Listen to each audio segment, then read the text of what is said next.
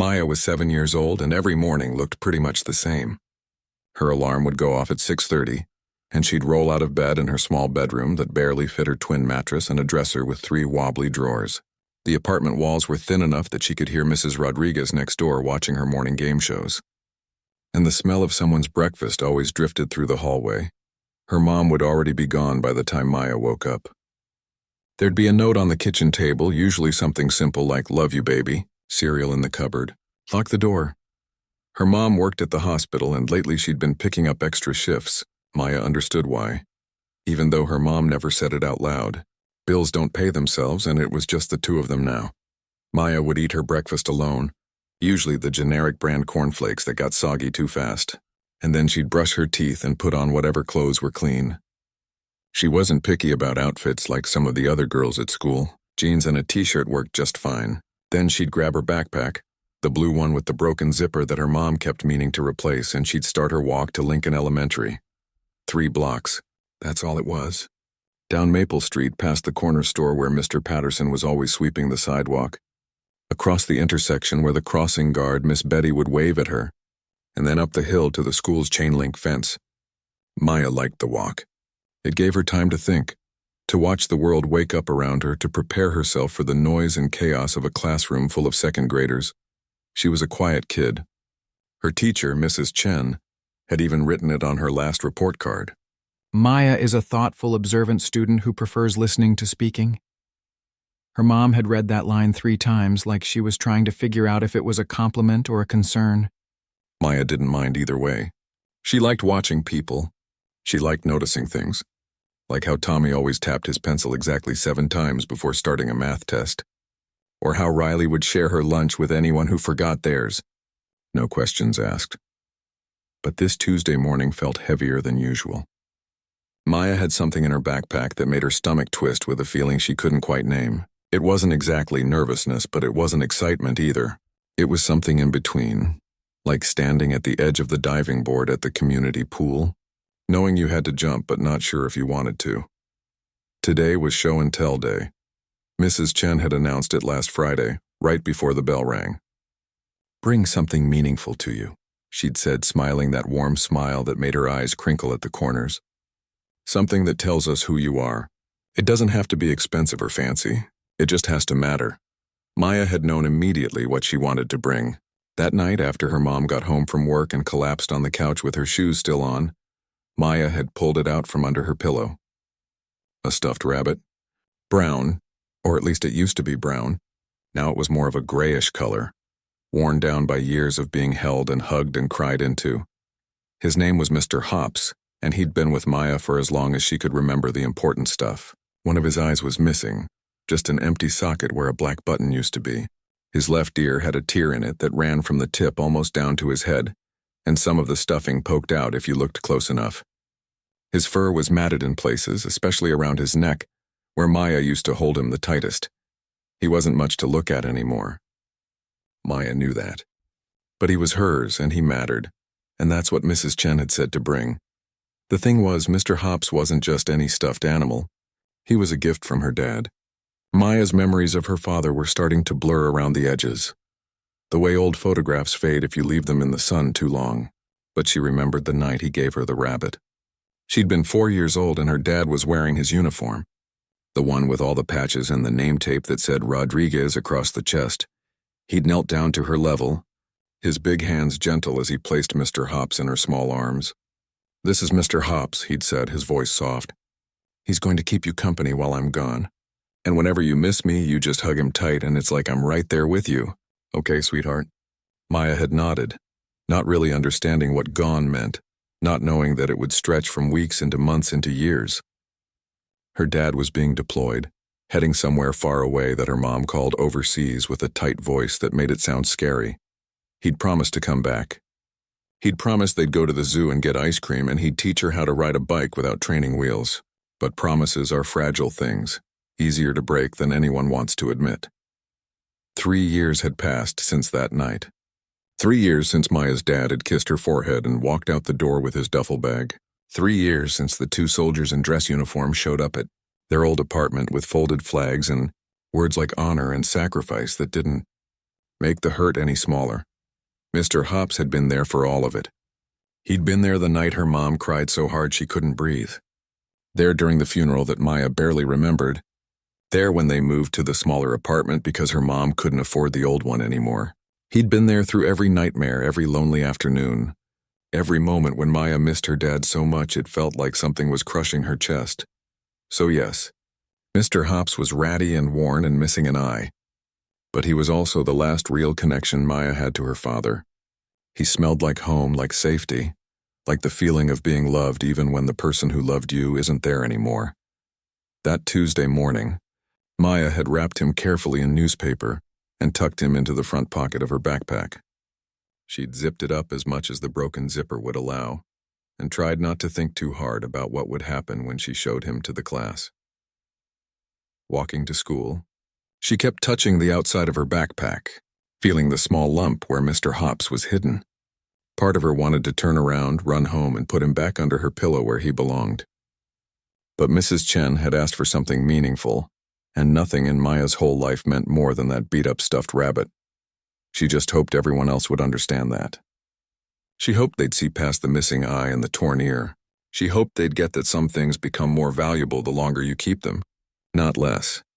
But hope is a tricky thing when you're 7 years old and you've already learned that the world doesn't always work the way you want it to. The morning dragged on like it was moving through thick honey. Maya sat at her desk in the second row, third seat from the window, and watched the clock above the whiteboard tick forward one painful minute at a time. Math came first, then reading, then the bathroom break where everyone lined up and whispered about what they'd brought for show and tell. She could hear them comparing notes. Jackson was bragging about his remote control car, the kind that could do flips and had working LED headlights. Olivia had brought her tablet, the newest model that her grandparents had given her for her birthday. Tyler was showing anyone who'd look at the signed baseball card his uncle had gotten him from some famous player Maya didn't recognize. Everyone seemed so excited, so confident. Their voices bounced around the hallway with that easy energy of kids who knew they had something good to share. Maya pressed her backpack closer to her chest and didn't say anything to anyone. When they got back to the classroom, Mrs. Chen clapped her hands twice to get everyone's attention. All right, friends, it's time for show and tell. Remember our rules. We listen respectfully, we ask kind questions, and we celebrate what makes each person special. She wrote respectful listening on the board in her neat handwriting, and the class settled into their seats. Maya's heart started beating faster. Her hands felt sweaty, and she wiped them on her jeans under her desk where no one could see. Mrs. Chen pulled names from her cup, the one she used when she wanted things to be fair and random. Jackson went first, of course. His name always seemed to come up first. He strutted to the front of the room with his remote control car, and for 5 minutes the class watched him make it zoom around, do a backflip, and crash into the bookshelf. Everyone clapped. Mrs. Chen gave him a sticker. Then Olivia showed her tablet, pulling up games and videos and some drawing app that let her make digital art with her finger. A bunch of kids oohed and awed, asking if they could try it.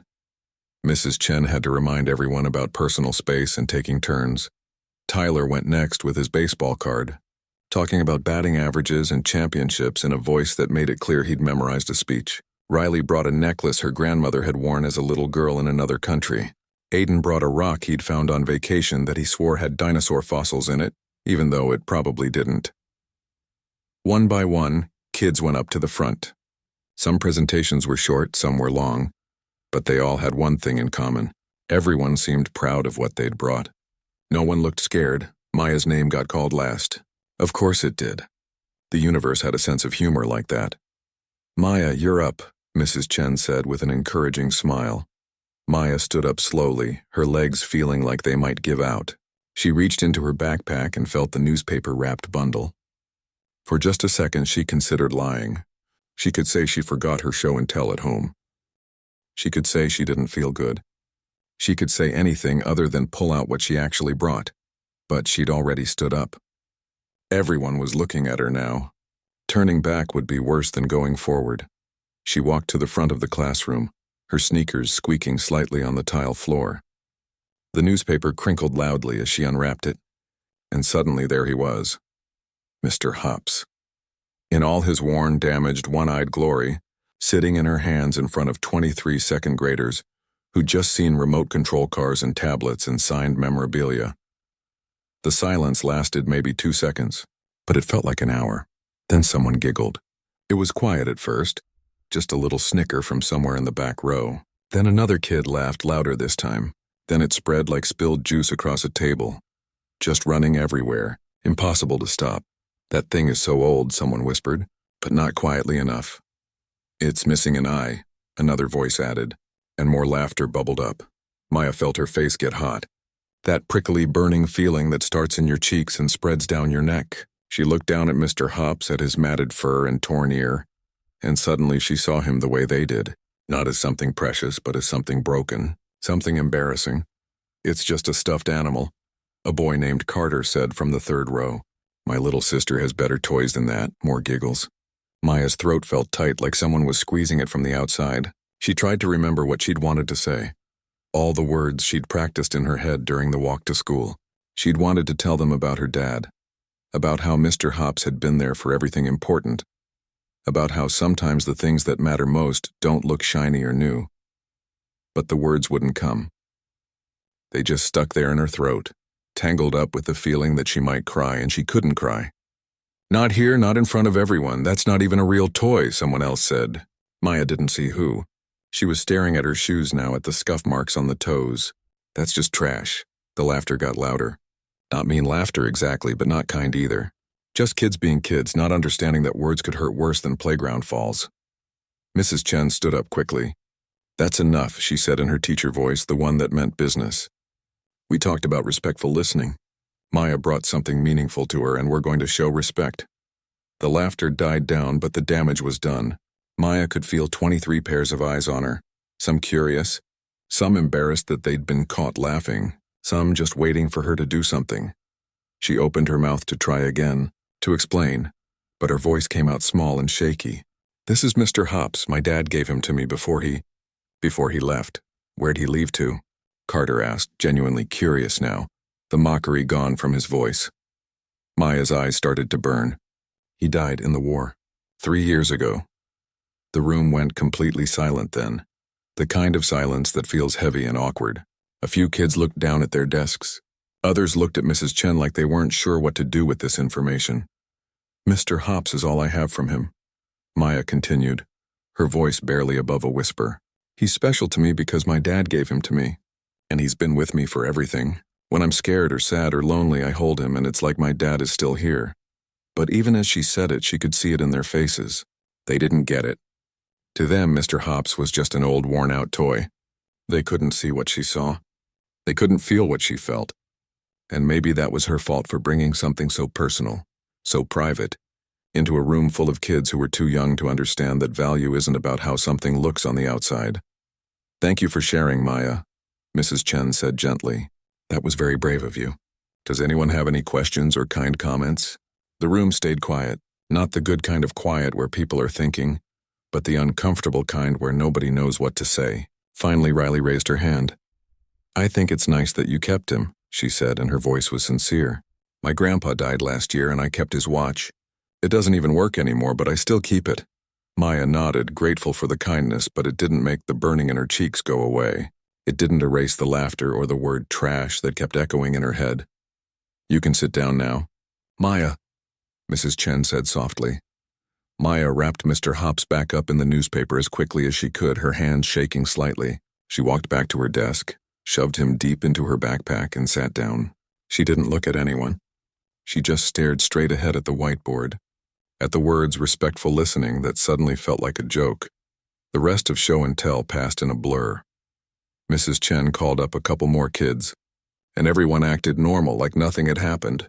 But Maya couldn't focus. All she could think about was the laughter, the word trash, the way she'd felt standing up there like she was on display for being weird or different or stupid, for caring about an old stuffed rabbit. When the bell rang for lunch, Maya was the first one out of her seat. Maya grabbed her lunch bag from her cubby and headed straight for the cafeteria. She didn't wait for anyone, didn't stop at the bathroom like she usually did, just pushed through the double doors and found the emptiest table she could spot. It was in the corner, near the windows that looked out at the playground. The table that nobody really wanted because it was too close to where the lunch monitors stood. Perfect. She sat down, pulled out her lunch, and immediately reached into her backpack for Mr. Hops. She'd wrapped him back up in newspaper, but now she took him out and held him in her lap under the table where nobody could see. Her fingers traced the torn ear, the missing eye socket, all the worn patches that everyone had laughed at. Maybe they were right. Maybe he was just trash. Maybe holding on to him was stupid, like trying to hold on to something that was already gone. Her dad wasn't coming back. No amount of hugging a stuffed rabbit was going to change that. Maybe it was time to let go. Maybe growing up meant putting away childish things. And Mr. Hops was definitely childish. The cafeteria was filling up now, getting louder with the sound of trays clattering and kids shouting to each other across tables. Maya kept her eyes down, focusing on her sandwich that she didn't really want to eat.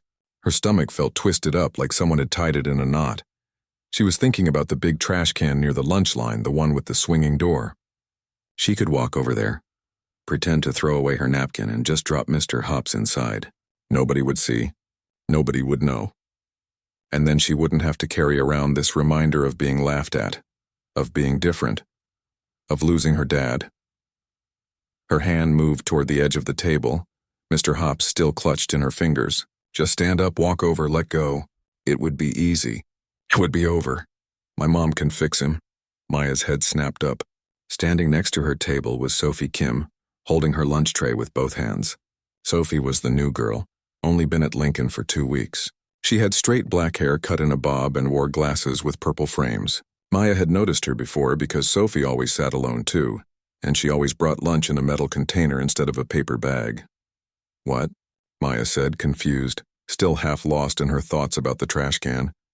Sophie set her tray down and sat without asking if she could. Your rabbit. My mom can fix him. She fixes everything. Maya pulled Mr. Hops closer to her chest, protective now. He doesn't need fixing.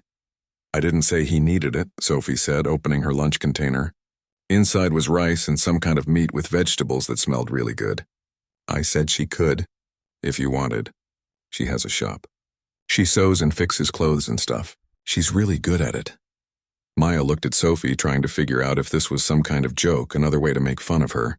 But Sophie's face was completely serious. She wasn't smiling that mean smile kids got when they were about to say something cruel. She just looked normal, like she was talking about the weather or homework. Why would you help me? Maya asked. You don't even know me. Sophie shrugged, mixing her rice around with her fork. You don't know me either, but I'm sitting here. Sometimes people just help people. That's how things work. Not at this school, Maya muttered. Fair point, Sophie said. Everyone was pretty mean during show and tell. I felt bad for you. Maya's face got hot again, remembering. You were there? I got called up during the middle. I brought a photo album from when my family lived in Korea.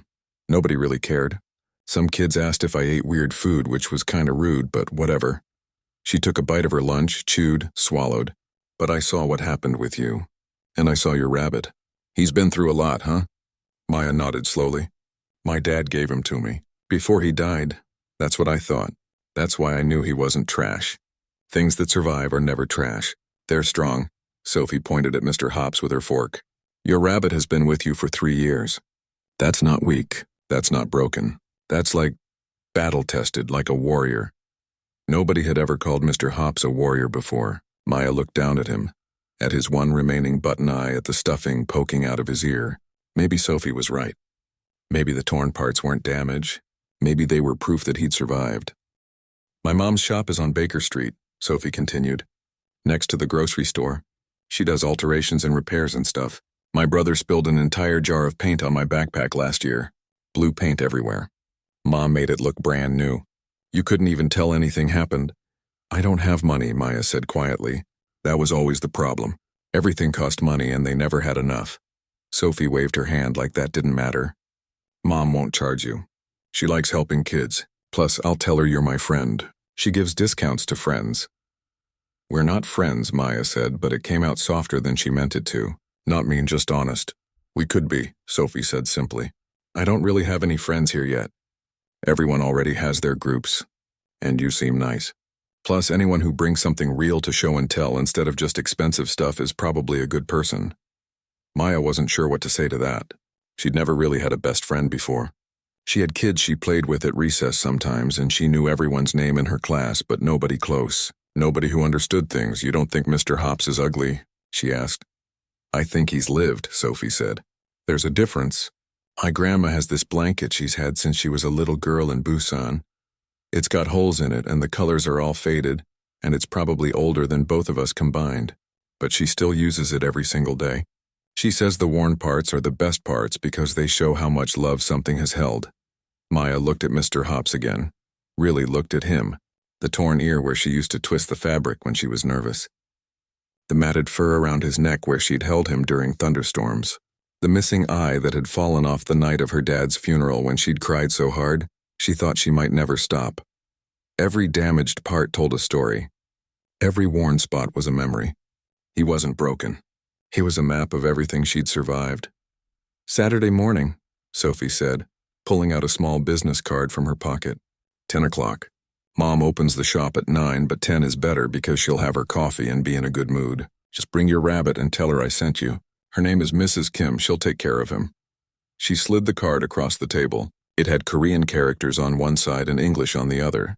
Kim's alterations and repairs, an address, a phone number, a small drawing of a needle and thread. Maya took the card, held it carefully like it might disappear. Why are you being so nice to me? Sophie thought about it for a second, then shrugged. When my family moved here, everything was hard. New school, new neighborhood, hardly anyone who looked like us.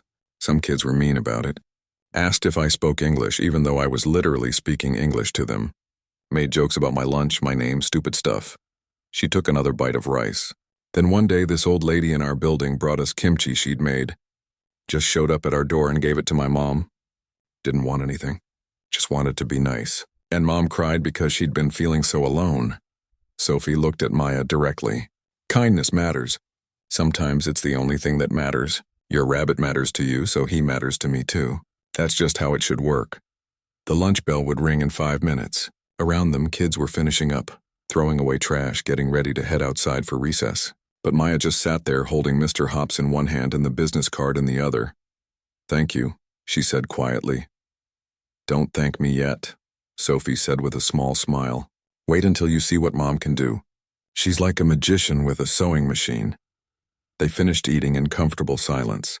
Not the awkward kind where you're trying to think of something to say, but the easy kind where you don't need to fill every second with words. When the bell rang, Sophie stood up and grabbed her tray. See you in class, she said. And Maya? Don't throw him away. He's been through too much to end up in a trash can. Maya's breath caught. Had Sophie seen her looking at the garbage? Had it been that obvious? But Sophie just smiled and walked away, leaving Maya alone with Mr. Hops and a business card and a feeling she hadn't felt in a very long time. Hope. The real kind. The kind that doesn't just wish for things to get better but actually believes they might. That afternoon in class, Maya kept the business card in her pocket, touching it every few minutes to make sure it was still there. She watched Sophie during quiet reading time, saw the way she tucked her hair behind her ear when she was concentrating, the way she mouthed words as she read them. Maybe they could be friends. Maybe Sophie was right about kindness being the thing that mattered most. Maybe bringing Mr. Hops to school hadn't been a mistake after all, even with the laughing, even with the embarrassment, because without that, Sophie never would have offered to help. Sometimes the worst moments lead to the best ones. You just have to be brave enough to stick around long enough to find out. Maya showed her mom the business card that night after dinner. They were sitting at their small kitchen table, the one that wobbled if you put too much weight on one side. Her mom was still in her scrubs from the hospital, her hair pulled back in a ponytail that had gotten messy throughout the day. A girl at school said her mom could fix Mr. Hops, Maya said, sliding the card across the table. She said she wouldn't charge anything. Her mom picked up the card, studied it with tired eyes. Kim's Alterations. I know this place. It's that little shop next to where we buy groceries. She looked at Maya. You want to fix him?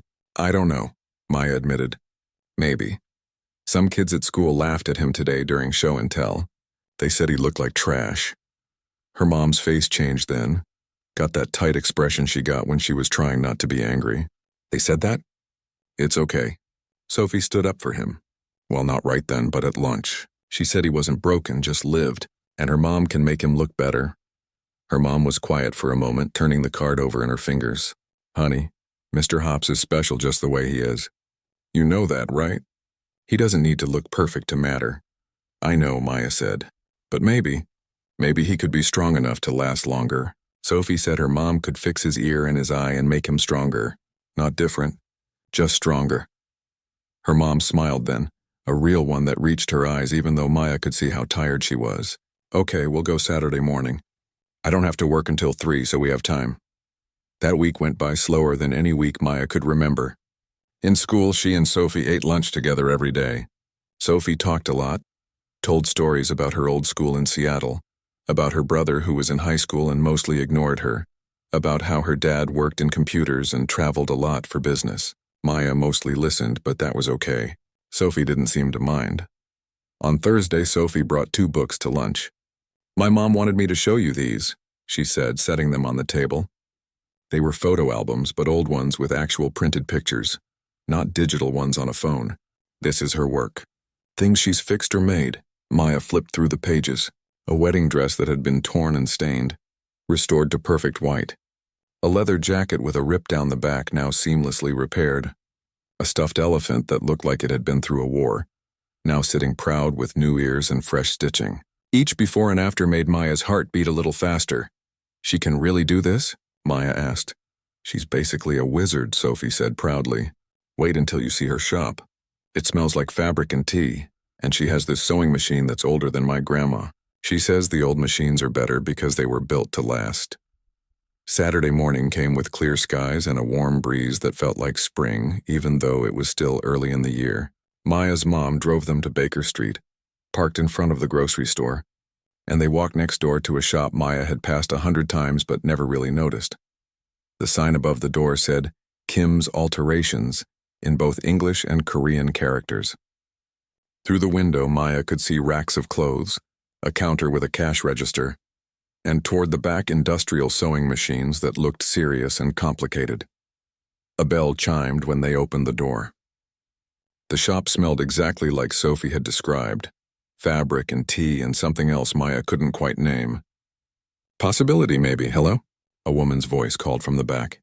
Mrs. Kim appeared from behind a rack of suits, wiping her hands on her apron. She looked like Sophie. Same straight black hair pulled back, same purple glasses. Her smile was warm and immediate. You must be Maya. Sophie told me you'd be coming. Maya nodded, suddenly shy. Her mom put a gentle hand on her shoulder. Thank you for seeing us, her mom said. Sophie said you might be able to help with Maya's stuffed animal. Of course, of course. Let me see the patient. Mrs. Kim gestured to the counter. And Maya carefully unwrapped Mr. Hops from the newspaper she'd been keeping him in all week.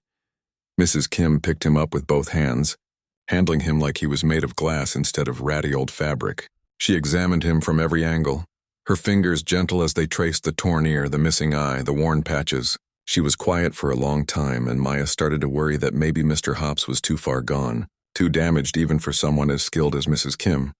This rabbit, Mrs. Kim finally said, her voice soft, has been very loved. It wasn't a question, just a statement of fact. My dad gave him to me, Maya said. Before he died. Mrs. Kim nodded slowly, like this information confirmed something she'd already suspected. I can see that. Every worn spot, every thin patch, these are from being held, yes? From being the thing you reach for when the world is too big or too scary. Maya felt tears starting in her eyes but blinked them back. Some kids said he looked like trash.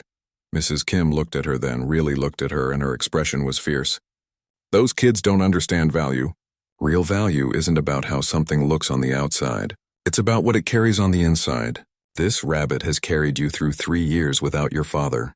That makes him priceless. She turned Mr. Hops over in her hands again.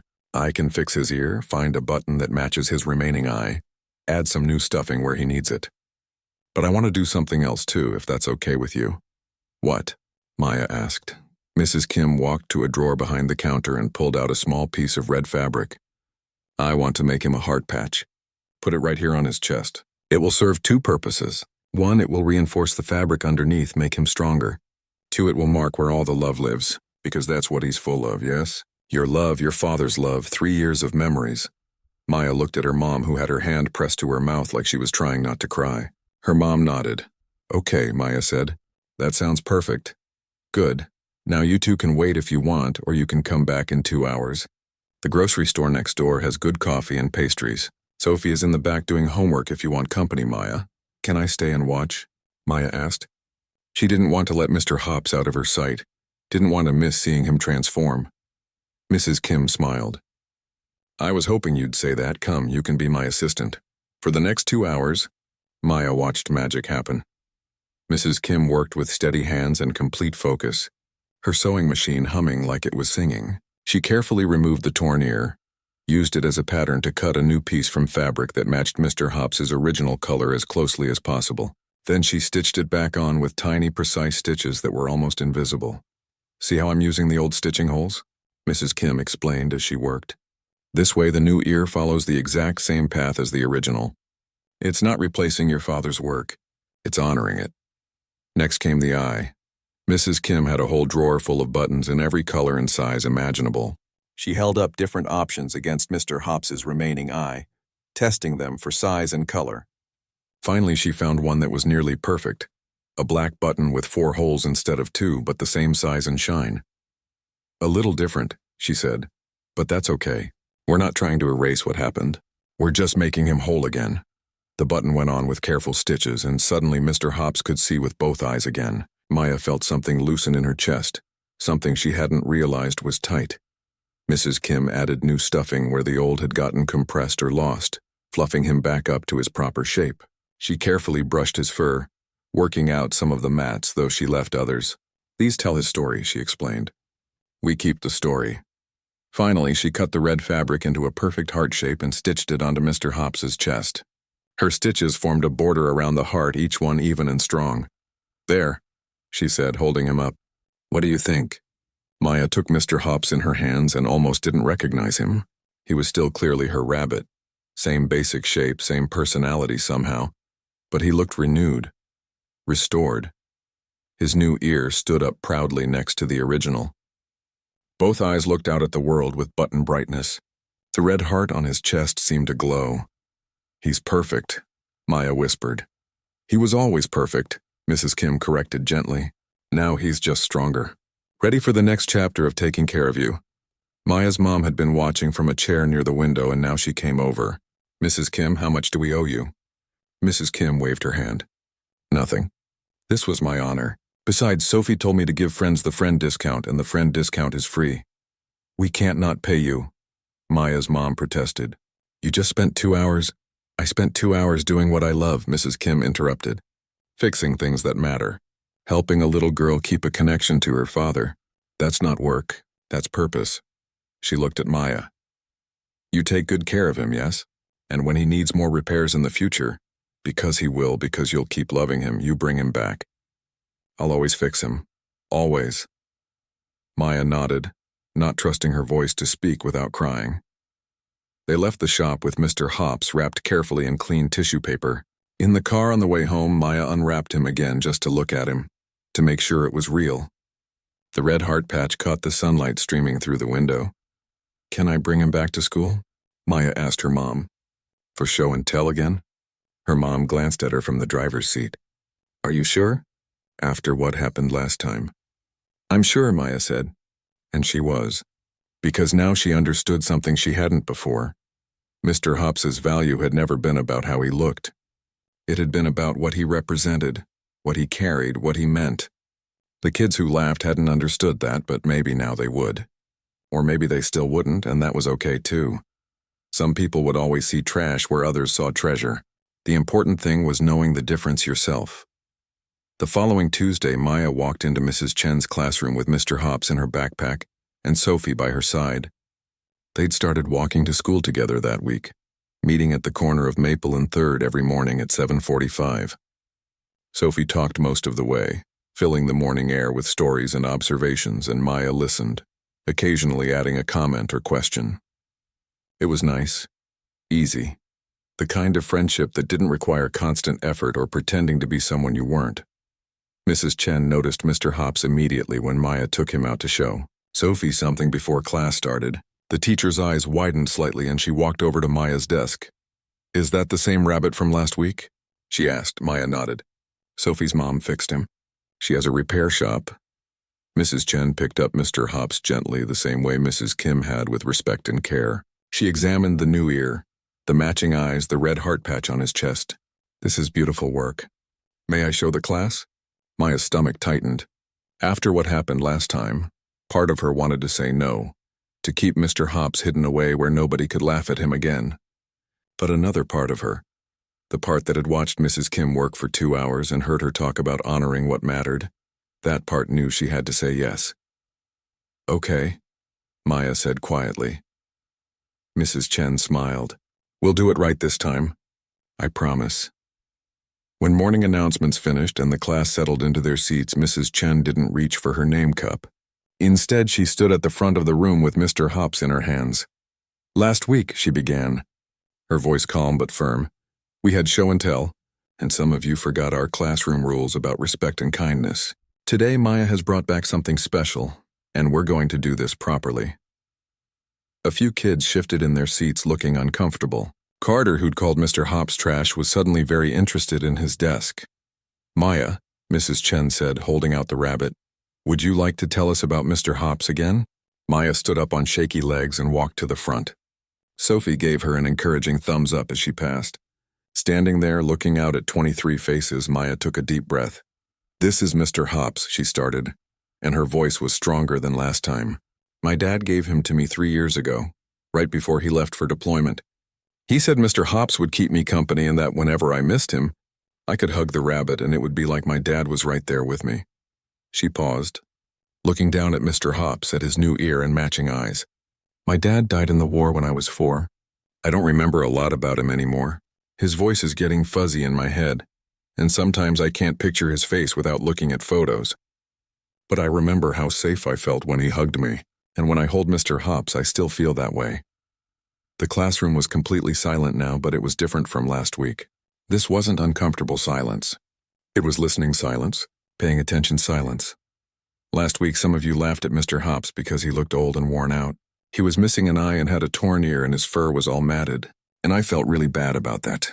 I almost threw him away. She heard someone gasp quietly, maybe Riley. But my friend Sophie told me her mom could help make him stronger. Not new, but stronger. So we took him to Mrs. Kim's shop on Baker Street and she fixed him. She gave him a new ear and a matching eye and she added this. Maya held up Mr. Hops so everyone could see the red heart patch. She said this heart shows where all the love lives. And she said the worn parts tell his story, so we kept those. Maya looked directly at the class now, meeting eyes instead of staring at the floor. Mr. Hops has been with me through everything hard in my life. Every nightmare, every time I cried, every time I felt alone. He's not valuable because he's fancy or expensive. He's valuable because he's been there, because he matters to me. And I wanted you all to know that sometimes the things that look broken are actually the strongest things of all. They've survived. They've lasted.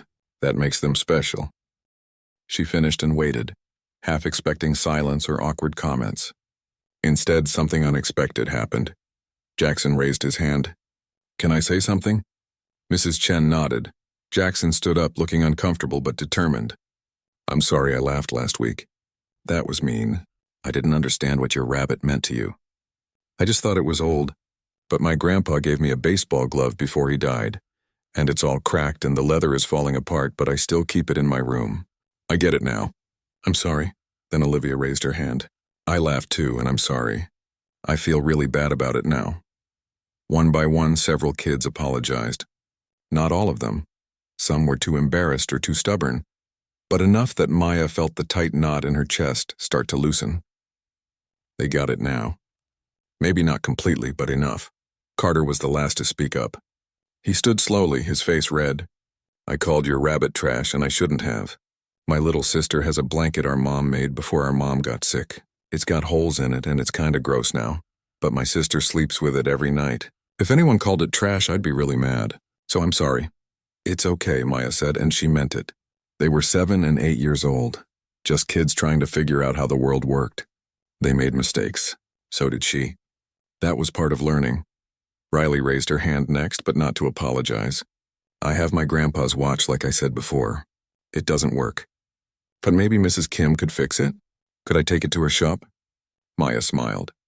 Yeah, she fixes all kinds of things. And she's really nice. She'll take care of it. Mrs. Chen stepped forward then. Thank you, Maya, for teaching us something important today. The most valuable things in our lives aren't always the newest or the shiniest. Sometimes they're the things that have been with us through hard times, the things that have survived right alongside us. She turned to the class. I want everyone to think about something they have that's meaningful to them.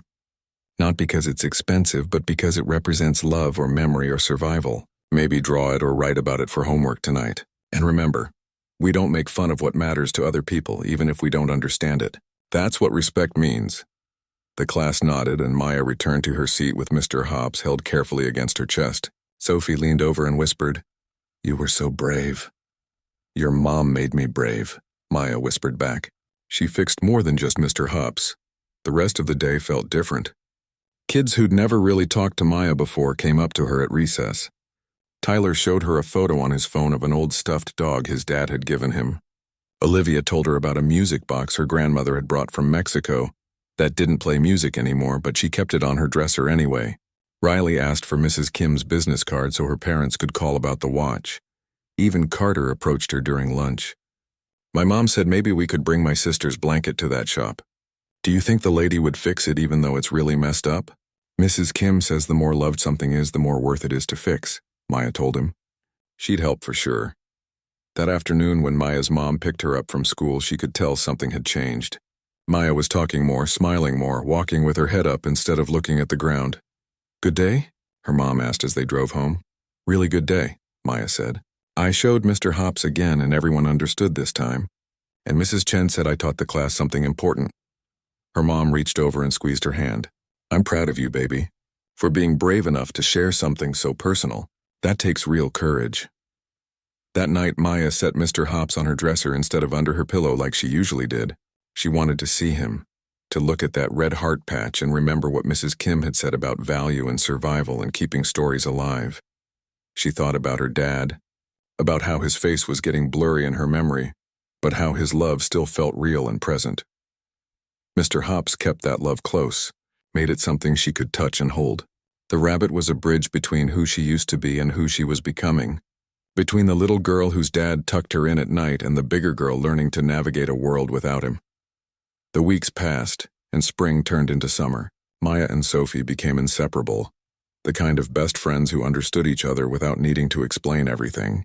They went to Mrs. Kim's shop together sometimes just to watch her work, to learn how she transformed broken things into whole things with just thread and patience and care.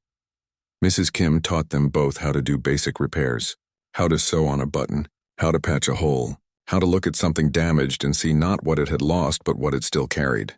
These lessons felt bigger than just sewing, like they were really about life and loss and finding beauty in imperfect things. Other kids from school started bringing their treasured items to Mrs. Kim. She fixed Riley's grandfather's watch, replaced the battery and polished the face until it gleamed.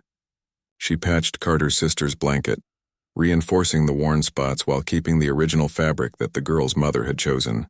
She repaired Tyler's stuffed dog, gave him new eyes and fresh stitching. The shop became a kind of community hub, a place where broken things went to become whole again, where memories got preserved instead of thrown away. And Mrs. Kim never charged much, sometimes nothing at all, because she understood that some things mattered more than money. Maya's mom started picking up fewer extra shifts at the hospital, not because they didn't need the money, but because she realized she was missing moments with her daughter that couldn't be bought back. They started having dinner together more often, talking about their days, making plans for weekends.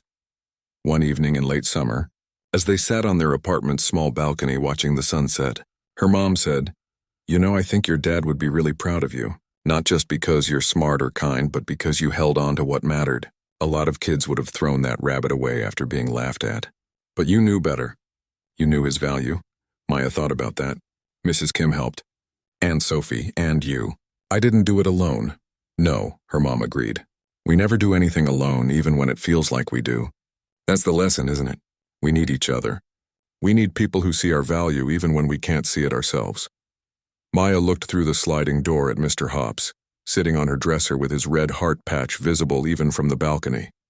He'd been through so much. Lost an eye, tore his ear, got worn down by years of being the thing she clung to when nothing else felt stable.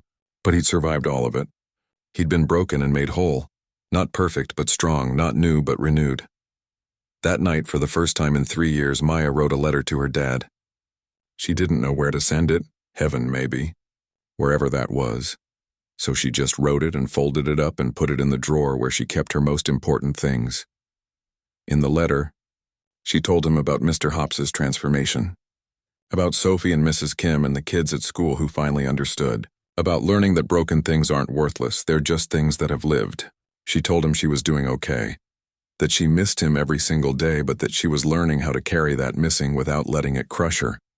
She ended the letter with, "Mr. Hops is still here, Dad, and so am I. Thank you for giving him to me. He's kept me safe just like you said he would." Years would pass. Maya would grow up, go to middle school and high school, eventually college. Mr. Hops would need more repairs over time. New stitching here, a patch there. Eventually a second heart patch to match the first because Mrs. Kim thought it would be nice to show how love accumulates rather than diminishes. Sophie would remain her best friend through it all. The person who understood without needing explanations, who'd been there for the transformation and never let Maya forget how brave she'd been. And Mrs. Kim's shop would stay open, decade after decade, fixing broken things and teaching people that damage doesn't define value, survival does, that the things we hold on to through our hardest moments become sacred, not despite their imperfections but because of them. But all of that was still to come. For now, Maya was just a 7-year-old girl with a repaired rabbit and a new understanding of what it meant to be brave. She'd learned that showing people what mattered to you was scary but necessary. That mockery couldn't diminish real value. That kindness could come from unexpected places if you were brave enough to let it in. She'd learned that some things are worth holding on to, even when, especially when, the world tells you to let them go.